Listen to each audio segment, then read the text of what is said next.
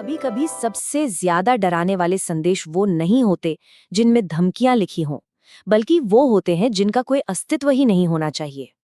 तो ये कहानी एक ऐसे ही मैसेज की है, वो आखिरी मैसेज जो कभी भेजा ही नहीं गया।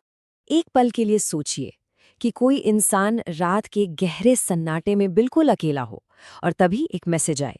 एक ऐसा मैसेज जो देखने में तो लगता है कि खुद को ही भेजा गया है, पर उसे कभी भेजा ही नहीं गया था।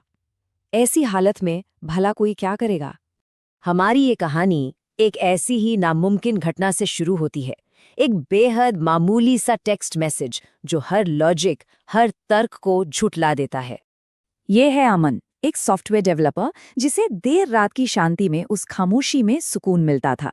जब पूरी दुनिया सो रही होती थी, तब उसकी दुनिया जागती थी। रात किसी भी और आम रात की तरह ही थी, बिल्कुल शांत, सुकून से भरी हुई। लेकिन ये शांति बस तब तक थी जब तक घड़ी में 2:47 नहीं हुए। अमन का फोन वाइब्रेट हुआ। स्क्रीन पर एक व्हाट्सएप नोटिफिकेशन था। उसने थोड़ी झुंझुलाहट से देखा। मैसेज भेजने वाले का नाम था अमन यू। वो हल्का सा मुस्कुराया, जरूर कोई टेक्निकल ग्लिच होगा। उसने मैसेज खोला। मैसेज में बस 3 शब्द लिखे थे, दरवाजा लॉक कर लो। अमन ने कंफ्यूज होकर दरवाजे की तरफ देखा। वो तो पहले से ही लॉक था।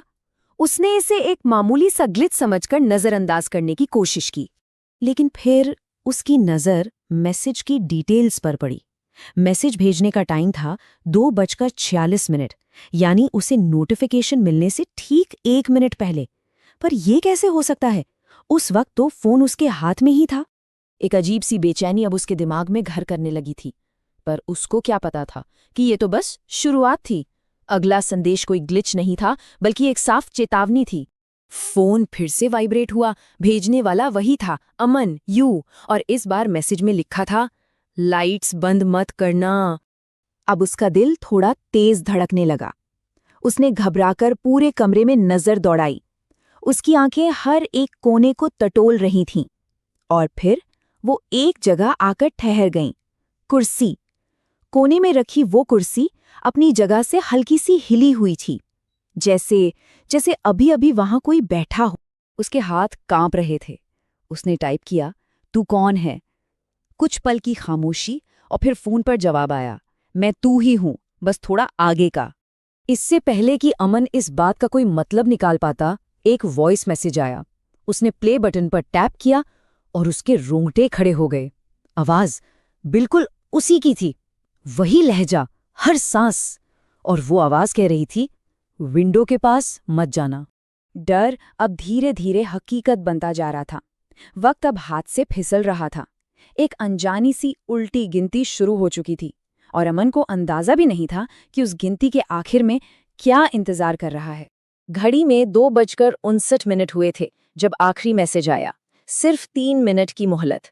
सवाल बस ये था कि ठीक 3 बजे आखिर होने क्या वाला था। आखिरी चेतावनी एक डरावना वादा था, 3 मिनट बाद जो होगा उसे देखकर तू समझ जाएगा कि मैं कौन हूं। और फिर वो वक्त आ ही गया। वो पल जब सारे सवालों के जवाब एक भयानक सच बनकर सामने आने वाले थे। घड़ी की सुई जैसे ही 12 पर पहुंची, ठीक 3 बजे, कमरे की लाइट एक पल के लिए झपकी और फिर वापस जल गई। उसी लम्हे फोन की स्क्रीन पर एक नया मैसेज चमका, दरवाजा खुल रहा है। अमन की नजर धीरे धीरे स्क्रीन से उठी और सामने दरवाजे पर जाकर टिक गई, जो अपने आप बहुत ही धीरे धीरे खुल रहा था। खौफ से जमी हुई आंखों से उसने स्क्रीन पर आखिरी मैसेज पढ़ा, इस वक्त तू वही कर रहा है जो मैं पहले कर चुका हूं। उस रात जो कुछ भी हुआ, उसकी गूंज हमेशा के लिए रह गई। कहानी का सस्पेंस तो खत्म हो चुका था, लेकिन एक ठंडा, बेचैन कर देने वाला डर अभी बाकी था।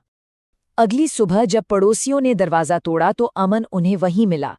जिंदा था, पर किसी भी बात का कोई जवाब नहीं दे रहा था।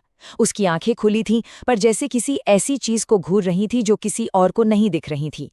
पुलिस ने उसका फोन चेक किया। चैट हिस्ट्री में सिर्फ एक ही कॉन्टैक्ट था, अमन यू, और आखिरी मैसेज जो ठीक 3 बजे भेजा गया था उसमें लिखा था, अब तू समझ गया। कहते हैं उस रात के बाद अमन ने फिर कभी फोन को हाथ नहीं लगाया। लेकिन ये कहानी वहीं खत्म नहीं हुई।